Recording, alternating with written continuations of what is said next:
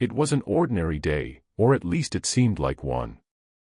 Johnny Depp, known for his roles as eccentric, charming characters, was attempting to live a moment of peace in the chaotic, fast-paced life he had built. Los Angeles, with its sprawling streets and ever-moving crowd, was buzzing with the usual energy.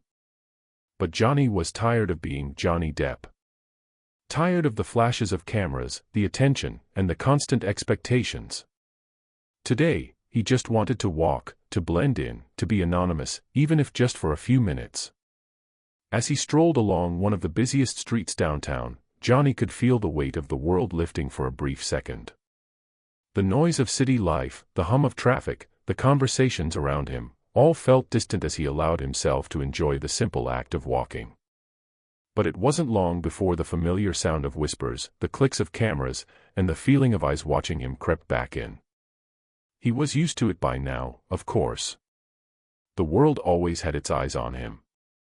But this time, something was different. The crowd seemed unusually thick. People weren't just glancing at him, they were staring, pointing, whispering in hushed tones. Johnny didn't pay much attention to it. After all, the streets of Los Angeles were full of strangers. But then, something caught his eye, something that stopped him in his tracks. A little girl, no older than 10, appeared out of nowhere, pushing through the throng of people. Her eyes were wide with terror, and her small body was trembling with fear. She was barefoot, dirt streaked across her face, and her clothes were ragged. Johnny's heart sank when he saw her. There was an urgency in her movement, but also an overwhelming sense of sadness and despair. Without thinking, Johnny moved toward her. She was running, but not in a playful, innocent way. She was running from something, or perhaps, from someone. She made her way straight toward him, and before Johnny could react, she threw herself at his leg, gripping him tightly as though he were the only thing standing between her and something much worse. "Hey, it's okay," Johnny said, kneeling down to her level. His voice was gentle, but his mind was racing. What was happening? What had this little girl been through? He could feel her tiny hands shaking on his pants, and for a moment, it seemed as though the world around them disappeared. It was just him and the girl. The crowd had taken notice of this sudden interaction. People began murmuring, eyes narrowing in judgment. Then, a voice rang out from behind him. "Get away from her," a man shouted. Johnny turned around. A shopkeeper, red in the face, was storming toward him, eyes blazing with fury. "That girl's trouble. She's always hanging around here, scaring my customers, bringing bad luck." Johnny looked at the girl. Her eyes were still fixed on the ground, her expression lifeless, yet somehow distant, as if she was not fully present in the moment. Her fingers gripped his leg harder, but there was no sign of the fear that had once gripped her. Johnny turned back to the shopkeeper, his voice steady but firm. "Did she steal anything?" he asked calmly. "Did she do anything wrong?" The shopkeeper paused, clearly caught off guard.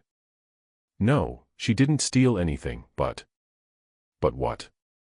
Johnny interrupted, his patience thinning. "Then why are you treating her like she's done something wrong?" The shopkeeper's face twisted with frustration. "She's been here for days. Wandering the streets, bothering everyone." Johnny stood up, his hand resting gently on the girl's shoulder. He wasn't angry, just tired. Tired of seeing people like the shopkeeper who couldn't see beyond their own small world to understand someone else's. He turned back to the girl, placing a hand on her head in a soft, protective gesture. "Maybe she just needs someone to listen," Johnny said softly to the shopkeeper. Then, turning to the girl, he spoke in a voice full of care. "Hey, it's all right. I'm not going to let them hurt you. Let's go."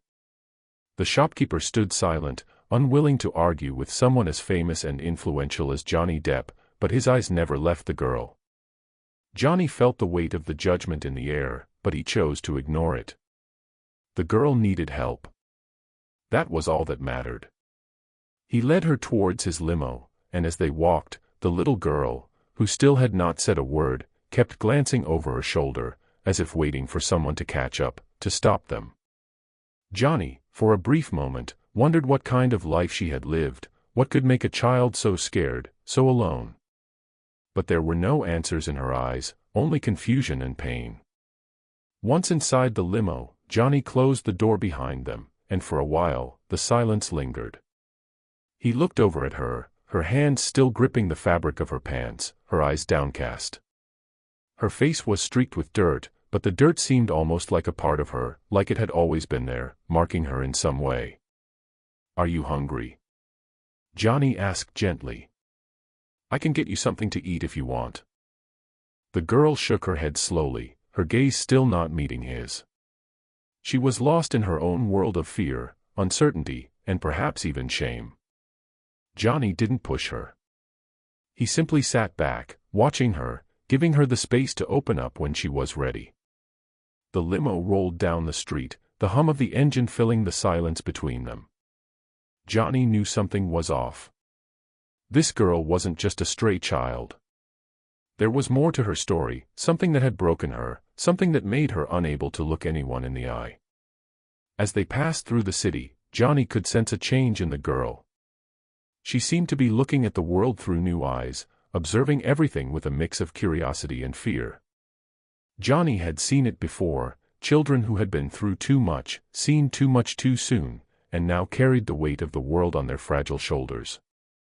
At that moment, Johnny decided he would do more than just be a fleeting figure in this girl's life.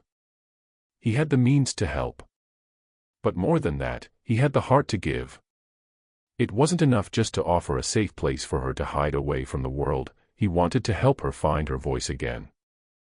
Days turned into weeks, and Johnny's involvement in Sonia's life deepened. He spent time with her, hearing her story piece by piece. She told him of her broken family, of her mother's struggles to keep them together, of the nights spent under the stars, cold and alone, trying to survive in a world that seemed to have forgotten about her. Johnny listened. And as he listened, his understanding grew. This wasn't just a story about a little girl in need, it was a story about a child who had been abandoned, ignored, and left to fend for herself in a cruel world. And now, Johnny knew he had to be part of her journey, not just as someone offering charity, but as someone who truly cared. He took her to hospitals, where doctors could help her regain some semblance of health. He put together a fund to cover her medical bills, calling on people he knew to support this cause. But more than anything, Johnny was there for her emotionally. He gave her the security she had never known. They spent countless hours together, talking, laughing, and sometimes even crying. Sonia began to open up to him, slowly shedding the layers of fear that had held her back for so long. In the weeks that followed, Johnny found himself becoming more and more invested in Sonia's recovery, not just physically, but emotionally and mentally.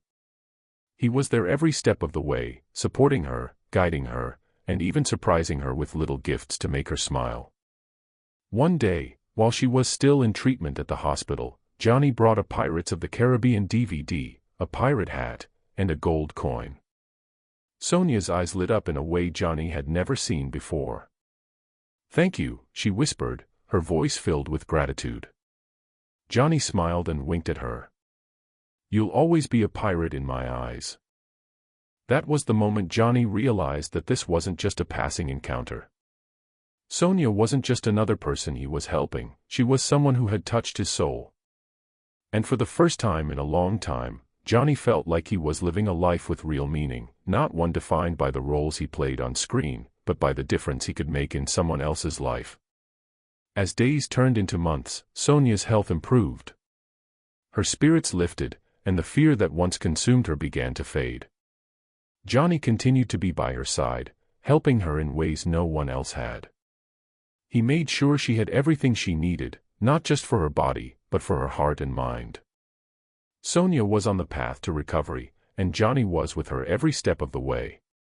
Johnny's life had changed forever, and not because of a movie role or a high-profile project. It had changed because he had connected with a little girl, whose pain and suffering had become his own. Together, they were writing a new story, one that was filled with hope, resilience, and the belief that even in the darkest moments, there is light.